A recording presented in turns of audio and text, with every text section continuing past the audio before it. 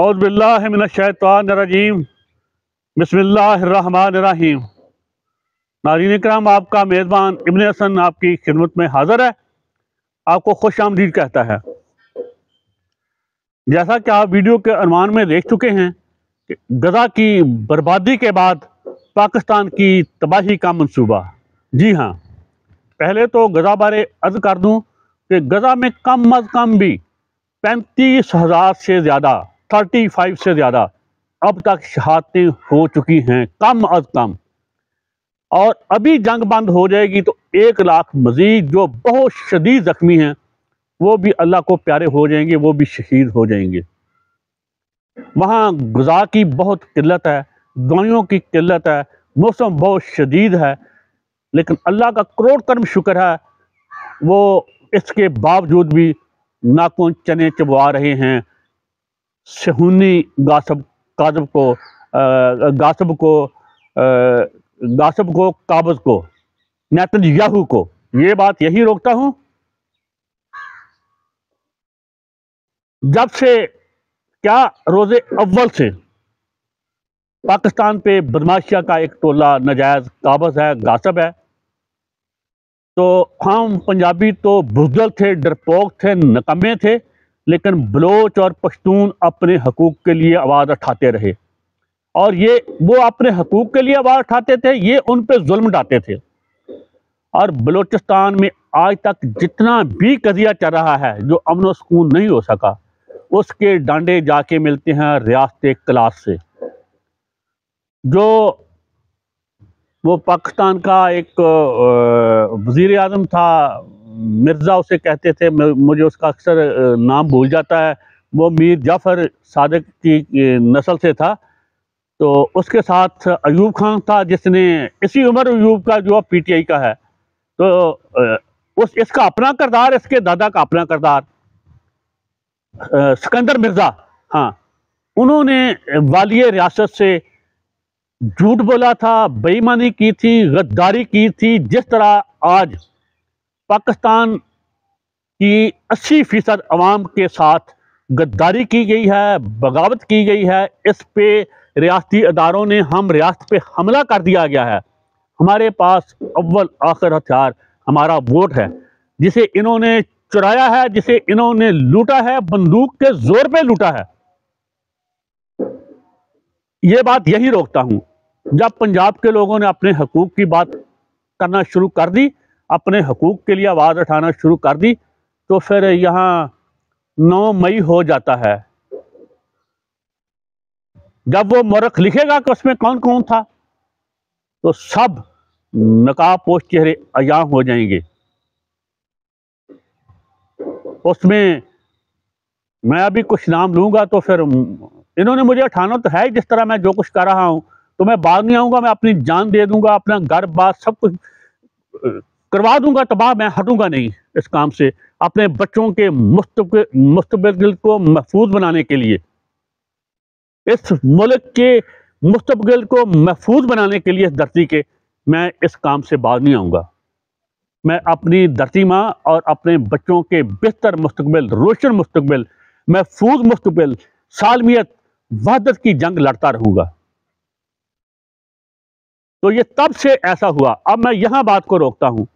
एक सवाल है, क्या हम में से कोई भी अपने घर ऐसा मुलाजिम रख सकता है, या कोई फौजी जर्नैल या हमारे महबूब हर दिल अजीज army chief general Asim Munir साहब किसी को ऐसा, मेरे किसी ऐसे बेटे को अपना बैटमैन रख सकते हैं? अर्दली अपने घर का मुलाजिम जो इसका सौदा सल्फ लाने वाला हो, जिसके पास पैसे रहते हों, वो जो चोर हो, जो डाकू हो, जो हेरा फेरी हो, जो बददियांत हो, जो बेईमान हो, क्या उसे ये अपना बैटमैन अर्दली रख सकते हैं? उस पर एतबार कर लेंगे? अगर ऐसा आप नहीं कर सकते तो हम कैसे अपने मुल्क की तकदीर, अपनी पाक धरती की तकदीर इन चोरों ठगों के हवाले कर दें? बाकी तो इनके चोरियां, इनकी वारदातें, लूट मार, करप्शन, माशी दहशतगर्दी छोड़ दें, जो ताज़ा तरीन सारी दुनिया जानती है। इन्होंने हमारे ईमान पे डाका डाला है, इन्होंने हमारे हक हुक्मरानी पे डाका डाला है, इन्होंने हमारा हक हुक्मरानी बंदूक के जोर पे चलाया है, इनकी इतनी औकात नहीं शबाजे की, नवाजे की, जरदारी की, ये MQM वालों की। इनके पीछे जितनी ताकत है वो डंडे की ताकत है, बूट की ताकत है। इन्होंने मंगोलों की ताकत पे ये सब कुछ किया है, तो हम इनको कैसे हुक्मरान मान लें? आए ये दोनों भाई शहबाज शरीफ और नवाज शरीफ कुरान पाक रख के हल्फ दें कि ये जायज़ हैं, इनके जो जायज़ तरह तरीके से जीते हैं फार्म 45 के जरिए, तो मेरे पास जो कुछ है मैं सब कुछ इनको दे दूंगा। मगर ना मैं हल्फ उठाता हूं, जिससे जहां मर्जी कहें तो ये छोड़ दे इक़्तिदार। मैं किसी भी वजीर आला को चारों सूबों के, वो क्या है उसका नाम, खैबर पख्तूनख्वा का जो बना अमीन अली गंडापुर, मेरी हमदर्दियां इमरान के साथ खान के साथ है, लेकिन उससे भी मैं जायज़ वजीर आला नहीं मानता, ना किसी वजीर आला को, ना वजीर आजम को, ना मुंतखब होने वाले आइंदा सदर को। और मुझ पे उन पे का कोई हुक्म जायज़ नहीं, मैं कोई नहीं मानूंगा इंशाअल्लाह अज़ीज़। मैं मज़ामत करूंगा जब तक अल्लाह मुझे ताकत देगा। तो हम इनको कैसे अपने आका मान लें? अगली बात, आज तक बलूचिस्तान में हमने क्यों नहीं हो सका? बलूचिस्तान में बहुत ज्यादा मादी दिखा रहे हैं, इसलिए वहां अमन नहीं हो सका। और इनको मैं कहना चाहता हूं, मंगोलों को, पहले जो रियासत कलात का जो कजिया शुरू हुआ था, अयूब खान ने, सिकंदर मिर्जा ने जिनको कुरान पे हल्फ दे के शहीद किया था नजायज, वो तो आज तक हम नतीजा भुगत रहे हैं। उसके बाद जो अताउल्लाह मैंगल साहिब मेरे लिए काबिल साद एहतराम, और ये जो उसका भाई है अख्तर मैंगल, उसके भाई को जो नजायज शहीद किया था, वो हम उसका नतीजा भुगत रहे हैं। अकबर बुख्ती का नतीजा भुगत रहे हैं। वो बगैर तो अब उसके नाम पे शहीद अकबर बुख्ती यूनिवर्सिटी बनाते हो, स्टेशन बनाते हो, पता नहीं क्या क्या कुछ कहते हो।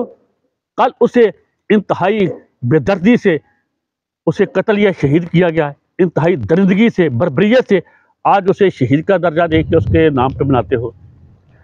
हमारे बच्चों को जैसे उठाते हो पंजाब में, उठाओ अख्तर मैंगल को, वो आपके पास है, उसे पूछो उसका भाई कहाँ है जो फरारी कैंप चला रहा है, जो अलहदगी की तंजीम चला रहा है, जो दहशतगर्दी करवा रहा है। ये इसको क्या नाम है, जुल्फों वाला बुख्ती जो है आपके पास, इसको उठाओ, इस पे बर्बरियत जुल्म करो कि बरहमदा बुख्ती नहीं तो तुम इधर आओ। क्यों नहीं करते? हमारे बच्चों को हमारे दरवाजे गेट तोड़ के तो उठा के ले जाते हो, जरा सी अगर वो 2 टके की चोरी का मुलज़िम ना मिले तो। हाँ, अब जो कुछ पाकिस्तान को आग में झोंकने के लिए, खाना जंगी झोंकने के लिए जो कुछ किया है, मैं उसकी पुरज़ोर मज़म्मत करता हूँ, मैं उस पर लानत भेजता हूँ। महमूद खान अचकज़ई आज नहीं, वो जैसा था वो तो पहले दिन सा था। उसके बाप को शहीद किया गया 1973 या 74 में। वो अंग्रेज के वक्त में भी कैद रहा हमेशा, और उसके बाद भी पाकिस्तानी हुकूमत ने उसे कैद रखा, रियासत ने। क्यों? वो अपने हकूक की बात करता था। शहीद अब्दुल समद अचकज़ई। उसके बाद उसके बेटे महमूद अचकज़ई को हमेशा रियासत पाकिस्तान ने अपने बंपों से, अपने भौंकने वालों से गद्दार करार दिलवाने की कोशिश की। क्यों? वो अपने हकूक की बात करता था। जब उसने असेंबली में तकरीर की है, उसके बाद उसके घर पे हमला करवा दिया गया है। और नलायको नहलो 1971 को भूल गए, अकबर बुख्ती को शहीद करने का असरात भूल गए, अताउल्लाह मैंगल के बेटे को शहीद करने के असरात भूल गए, कलात के वाकया को असरात भूल गए। अभी तो वो आग नहीं बुझने पा रही, अभी तो गजा में आग लगी हुई है। अब फिर गजा को इधर लाता हूं। गजा की आबादी है 20 लाख, उनमें 1 लाख तो 1.5-2 लाख शदीद जख्मी हैं, 35,000 शहीद हो चुके हैं। बाकी बेखानमा बेदरो दरमा हैं, उनके पास ना खाने को है ना सच पाने को है। लेकिन वो सहूनी नेतन्याहू के आगे डटे हुए हैं। वो अपनी जंग नहीं लड़ रहे, वो तमाम गुलामों की जंग लड़ रहे हैं।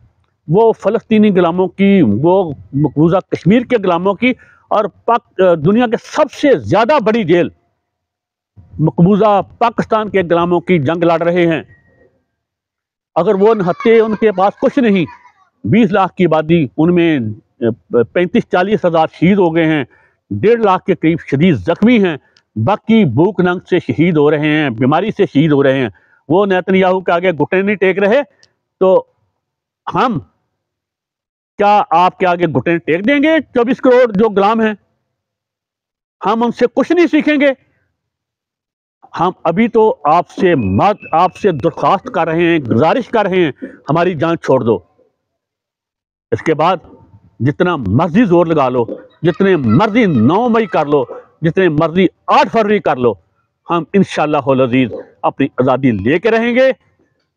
शहीद अब्दुल समद अचकज़ई जिंदाबाद, उसका बेटा गाजी मुजाहिद मुहिब्बे वतन, धरती का बेटा महमूद अहमद अचकज़ई जिंदाबाद जिंदाबाद जिंदाबाद। तमाम बदमाशियां मुर्दाबाद, तमाम बदमाशियां मुर्दाबाद, नजायज काबिज गासिब बदमाशियां मुर्दाबाद। और मैं उसके साथ खड़ा हूं, महमूद अचकज़ई के साथ। उसकी अजमत को सलाम। वो अपनी नहीं, वो पूरे पाकिस्तान के गुलामों की जंग लड़ रहा है। उसकी अजमत को एक दफा फिर सलाम। महमूद खान अचकज़ई जिंदाबाद। अल्लाह हाफ़िज़।